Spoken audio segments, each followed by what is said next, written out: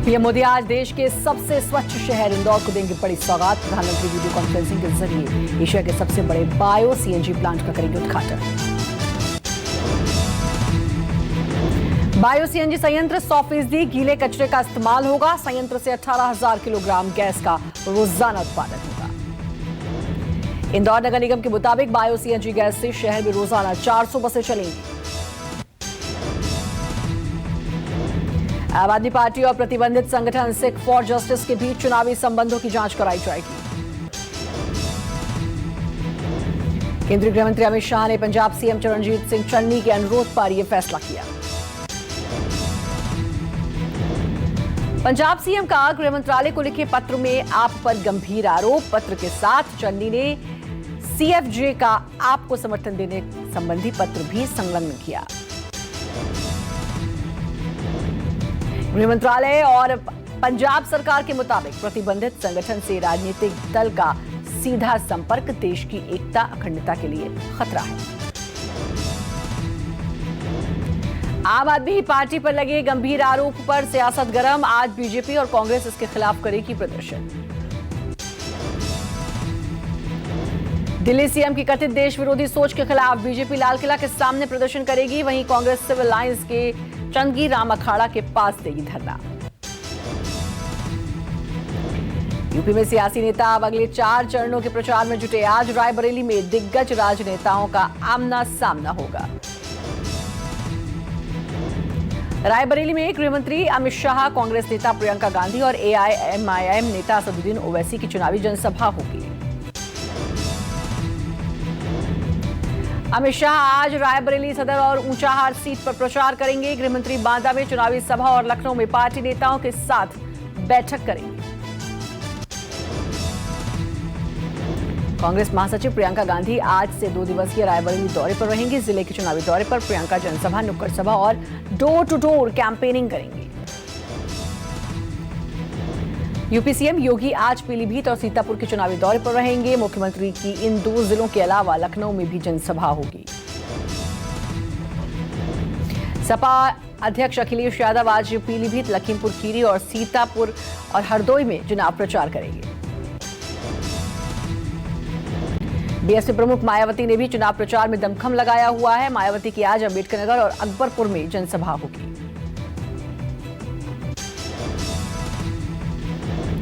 BJP अध्यक्ष JP Nadda की सुल्तानपुर और अमेठी में चुनावी सभा होगी। वहीं रक्षा मंत्री राजनाथ सिंह गोंडा की 3 विधानसभा सीटों पर प्रचार करेंगे।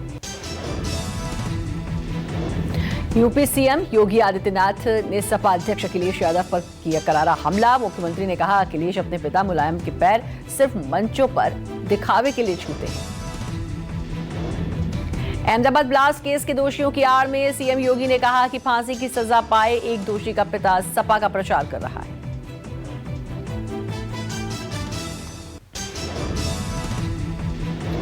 सपा अध्यक्ष अखिलेश यादव ने पार्टी नेता कार्यकर्ताओं से ईवीएम की सुरक्षा सुनिश्चित करने के लिए कहा। अखिलेश ने सभी जिला और महानगर अध्यक्षों को पत्र लिख निर्देश दिया कि मतदान खत्म होने के बाद स्ट्रांग रूम तक ईवीएम का पीछा करें। यूपी में प्रतिज्ञा वर्चुअल महारैली में प्रियंका गांधी ने पीएम मोदी पर साधा निशाना। कांग्रेस नेता ने कहा, प्रधानमंत्री झूठ बोलते हैं।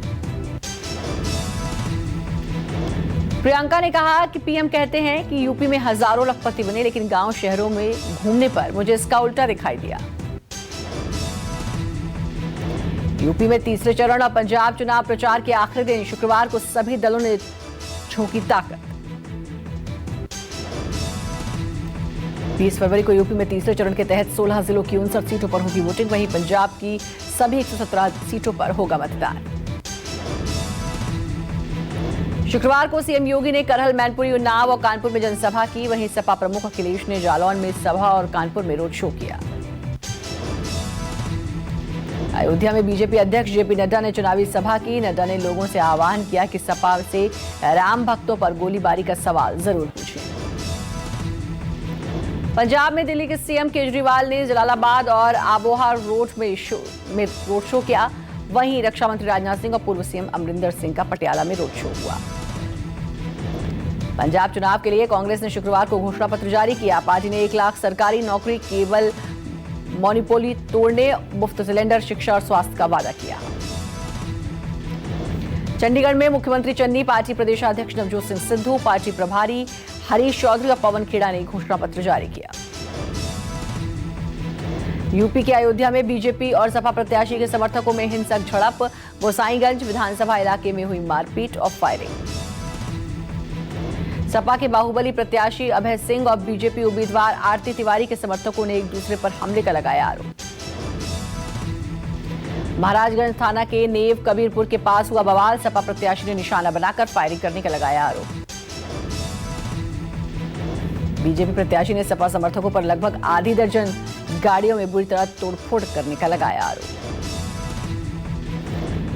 राजस्थान कांग्रेस का आज जयपुर में राज्य स्तरीय अधिवेशन होगा। अधिवेशन में 2023 विधानसभा और 2024 आम चुनाव की रणनीतियों पर चर्चा होगी। अधिवेशन में मुख्यमंत्री अशोक गहलोत, पार्टी राज्य प्रभारी अजय माकन शामिल होंगे। राजस्थान कांग्रेस कमेटी के पदाधिकारी सहित तमाम बड़े नेता बैठक में होंगे शामिल। बिहार के जमुई सांसद और एलजेपीआर के राष्ट्रीय अध्यक्ष चिराग पासवान ने पहली बार अपनी बड़ी मां से मुलाकात की। खगड़िया के शहर बन्नी गांव में दिवंगत रामविलास पासवान का पूरा परिवार 44 साल बाद एक साथ आया नजर। हिजाब विवाद में कांग्रेस सांसद शशि थरूर के एक ट्वीट पर बवाल मच गया है। कुवैत में भारतीय दूतावास ने कांग्रेस नेता के ट्वीट पर फटकार लगाई। पाकिस्तानी एजेंट के ट्वीट को रीट्वीट किए जाने को भारतीय दूतावास ने बेहद खेदजनक बताया। दूतावास का कहना है कि इससे भारत विरोधी ताकतों का हौसला बढ़ेगा। शशि थरूर ने पाकिस्तानी एजेंट के उस ट्वीट को रीट्वीट किया है जिसमें कुवैती सांसदों के एक समूह की कथित मांग का जिक्र था। कुवैत सांसदों के इस समूह ने सरकार से कथित तौर पर भारत में सत्तारूढ़ बीजेपी के किसी नेता के कुवैत एंट्री पर बैन लगाने की मांग की है। राष्ट्रीय जांच एजेंसी ने शुक्रवार को अपने एक पूर्व अधिकारी को गिरफ्तार किया। आईपीएस अरविंद दिग्विजय नेगी पर गोपनीय रिपोर्ट लीक करने का आरोप। फिलहाल शिमला में एसपी पद पर तैनात नेगी की गिरफ्तारी पिछले साल 6 नवंबर को दर्ज एक केस में हुई है। आतंकी संगठन लश्कर-ए-तोयबा के प्रसार से संबंधित रिपोर्ट आईपीएस अधिकारी ने लश्कर के ही एक सदस्य को दी थी। ईडी ने अंडरवर्ल्ड डॉन दाऊद इब्राहिम के भाई को किया गिरफ्तार। मनी लॉन्ड्रिंग केस में इकबाल कासकर की शुक्रवार को अरेस्टिंग हुई। ईडी कोर्ट ने इकबाल कासकर को 7 दिनों की ईडी कस्टडी में भेज दिया। इकबाल 2017 से एक्सटॉर्शन के एक मामले में जेल में बंद है। अहमदाबाद सीरियल ब्लास्ट में शुक्रवार को विशेष कोर्ट ने 38 दोषियों को फांसी और 11 को उम्र कैद की सजा सुनाई। 2008 को अहमदाबाद में एक के बाद एक हुए 21 धमाकों में 56 लोगों की मौत, 200 से ज्यादा हुए थे जख्मी। कोर्ट ने 48 दोषियों में से हर एक पर 2,85,000 का जुर्माना भी लगाया और एक अन्य पर 2,88,000 का जुर्माना लगाया। सूरत कोर्ट के फैसले का मुस्लिम संगठनों ने किया विरोध। उलेमा-ए-हिंद अध्यक्ष मौलाना अरशद मद्दी ने कहा कि फैसले को हाई कोर्ट में देंगे चुनौती। रूस यूक्रेन के बीच युद्ध का खतरा बढ़ता जा रहा है। पूर्वी यूक्रेन के डोनेत्स्क में एक जबरदस्त कार धमाका हुआ। अमेरिका सहित पश्चिमी देश धमाके को रूस के फॉल्स फ्लैग अभियान का हिस्सा मान रहे हैं। अमेरिका समर्थित देशों का मानना है कि रूस हमले का बहाना ढूंढ रहा है। रूस समर्थित अलगाववादी नेताओं का यूक्रेन पर आरोप। डोनेत्स्क और लुहांस्क में यूक्रेनी हमले की आशंका, लोगों को निकाला जा रहा है सुरक्षित। यूक्रेन के 2 इलाकों पर रूसी सेना का कब्जा, सुरक्षित जगह की तलाश में हजारों लोग रूस की तरफ बढ़ रहे हैं। गुरुवार और शुक्रवार को यूक्रेनी सेना और अलगाववादी संगठनों ने एक दूसरे पर दागे थे मोर्टार। यूक्रेन के बागी 2 राज्यों के बाहर निकलने वाले लोगों को रूस फिलहाल देगा शरण। यूक्रेन के समर्थन में हथियारों से लैस विदेशी सैनिकों का कीव पहुंचना जारी। कोलकाता के ईडन गार्डन में भारत ने वेस्टइंडीज के दूसरे टी20 मैच में 8 रनों से हराया। 3 मैचों की सीरीज में टीम इंडिया ने बनाई 2-0 की बढ़त। भारत ने पहले खेलते हुए 5 विकेट पर 186 रन बनाए। जवाब में किर्बियाई टीम 3 विकेट पर 178 रन बना ही सकी। भारत की ओर से विराट कोहली और ऋषभ पंत ने 52 रनों की खेली पारी। वहीं वेस्ट इंडीज की तरफ से पॉवल नाबाद 68 और निकोलस पूरन ने 62 रन बनाए। भारत के विकेटकीपर बल्लेबाज Rishabh Pant man of the match रहे। T20 इंटरनेशनल में टीम इंडिया की ये 100वीं जीत।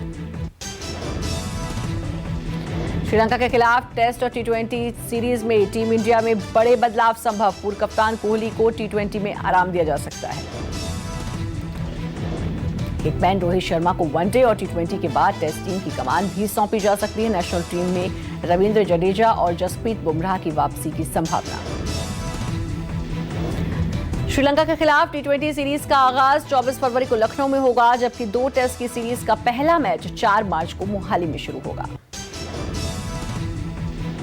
एयर इंडिया ने फ्री टिकट की खबरों को नकारा। कहा, धोखाधड़ी करने वाले ऐप और लिंक से बचें।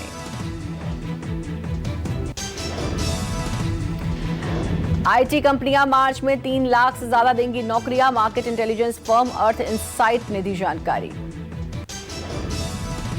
भारत में बंद हुई 54 चीनी ऐप पर चीन ने जताई आपत्ति। कहा, ऐसे चीनी कंपनियों के वैध हितों को होगा नुकसान।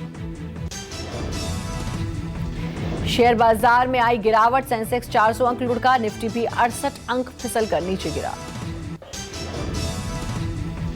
अक्षय कुमार कृति सैनन की फिल्म बच्चन पांडे का ट्रेलर हुआ रिलीज। फिल्म 18 मार्च को सिनेमाघरों में देगी दस्तक।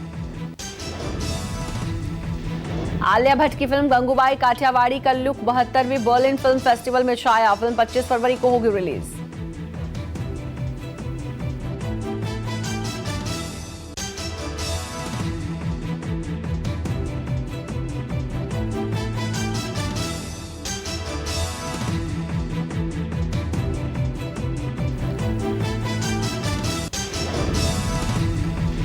फरहान अख्तर शिवानी दांडेकर की शादी की तैयारियां हुई शुरू। रिया चक्रवर्ती समेत खास लोगों ने मेहंदी सेरेमनी में की शिरकत।